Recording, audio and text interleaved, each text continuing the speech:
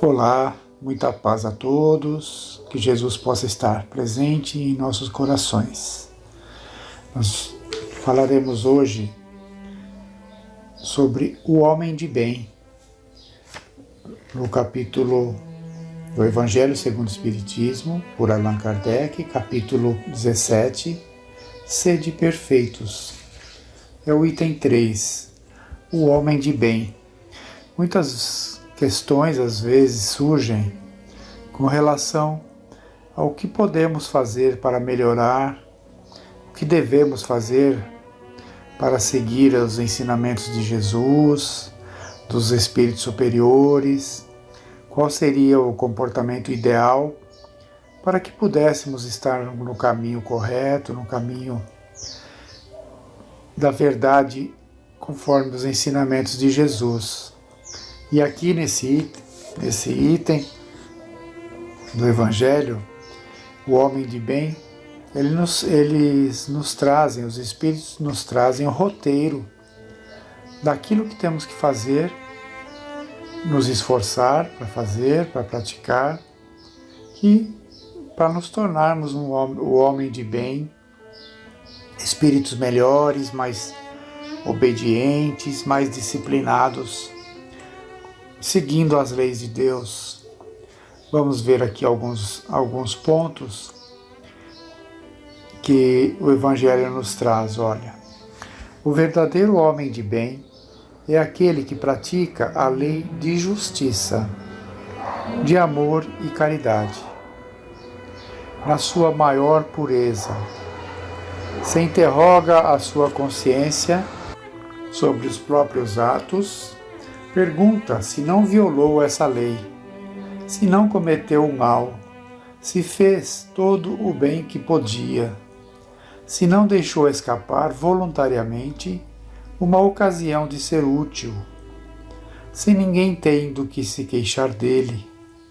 Enfim, se fez aos outros tudo aquilo que queria que os outros fizessem por ele.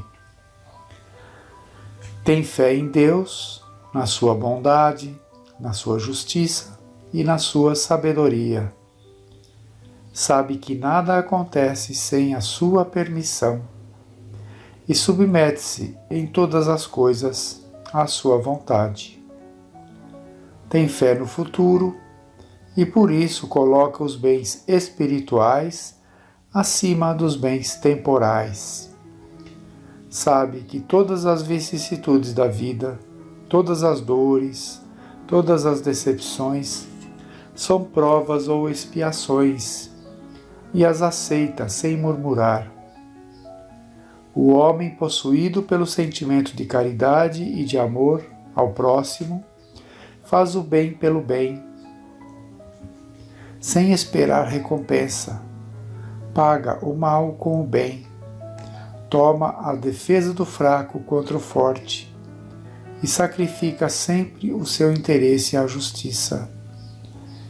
Encontra sua satisfação nos benefícios que distribui, nos serviços que presta, nas venturas que promove, nas lágrimas que faz secar, nas consolações que leva aos aflitos.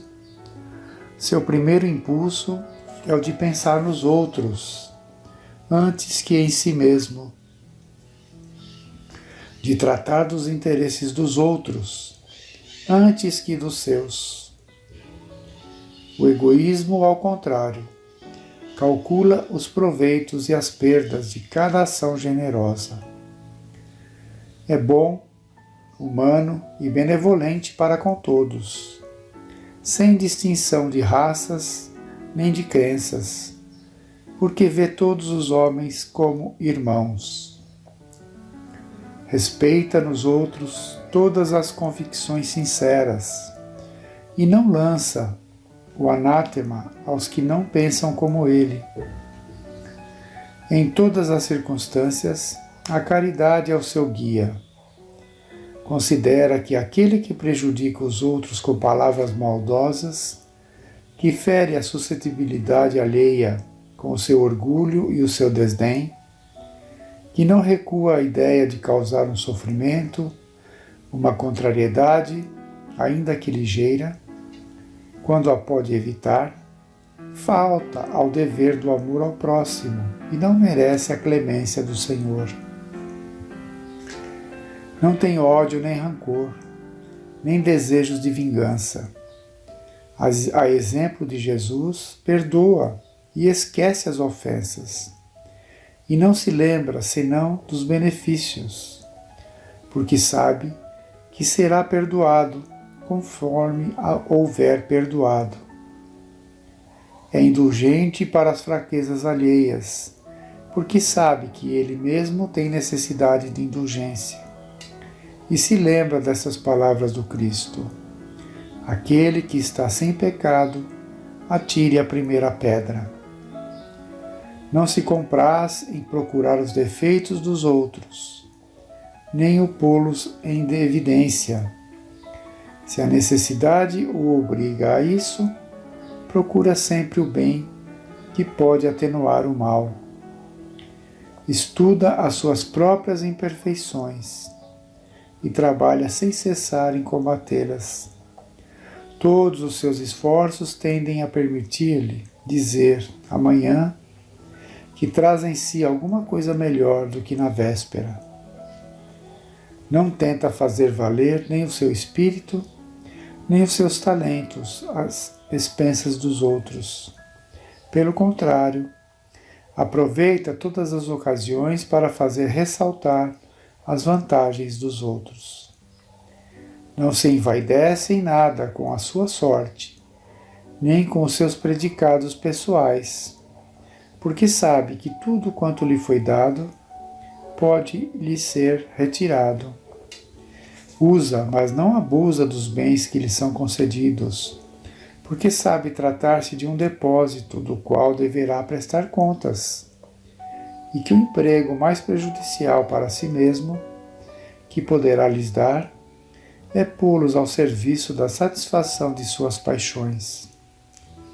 Se nas relações sociais alguns homens se encontram na sua dependência, trata-os com bondade e benevolência, porque são os seus iguais perante Deus.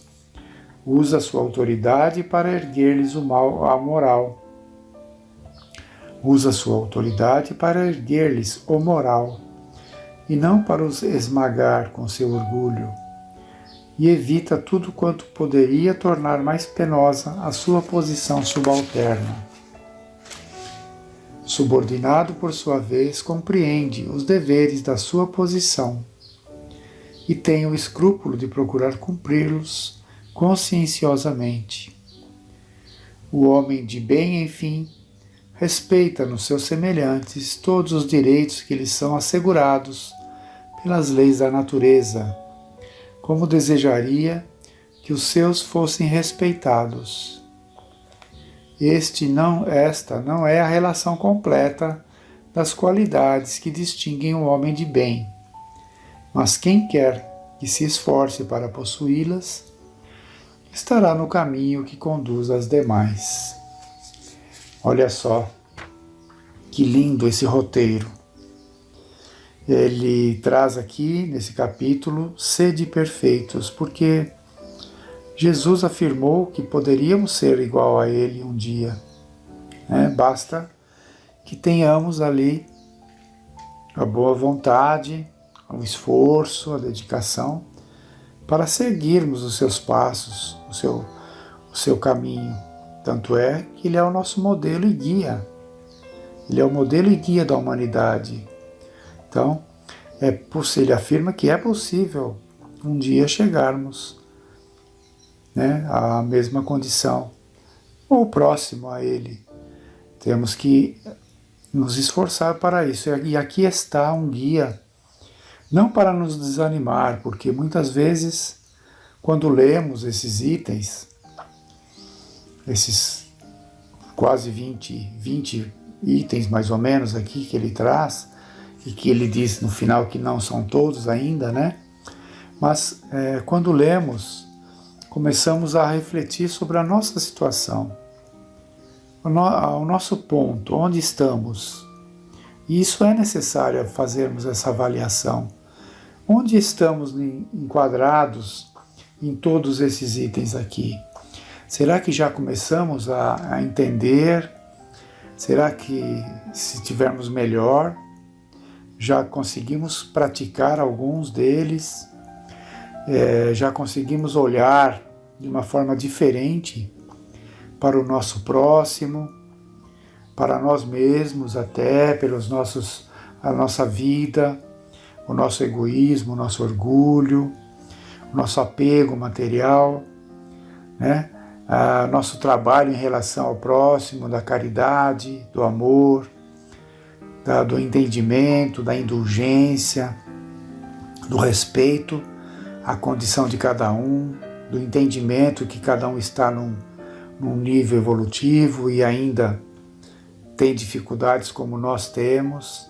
Tudo isso ele diz aqui nesses itens, né? Que é a prática da justiça de Deus, do amor, da caridade, do respeito, da fé em Deus, da prática ali da reforma íntima. De todos esses itens estão inseridos aqui. Se nós analisarmos da indulgência, do apego material, né, a respeito ao próximo, a aplicação do trabalho na caridade, do entendimento das leis de Deus. Todos esses itens são para que tenhamos um caminho claro em nossa mente, em nosso coração, com relação ao futuro, com relação ao nosso progresso espiritual, a nossa eternidade como espíritos, tudo isso. Vejam que em uma página e meia ele traz aqui um roteiro que será útil para nós durante várias encarnações. Claro que eles sabem que nós não conseguiremos praticar tudo isso numa encarnação só, né? Por isso que temos a lei da reencarnação, que aprendemos também dentro da doutrina, para que possamos gradativamente adquirir essas condições que eles estão aqui e levar ao mundo, né, a mudança da Terra para um patamar melhor, para um mundo de regeneração, de regeneração que está a caminho, mas também temos que passar por essa transformação. Individualmente, cada um de nós faremos parte dessa transformação aplicando esses itens em nós, e principalmente, né, dando exemplo para aqueles que convivem conosco, para aqueles que nos observam, tanto encarnados como desencarnados, para que vejam que estamos nos esforçando para melhorar, para progredir.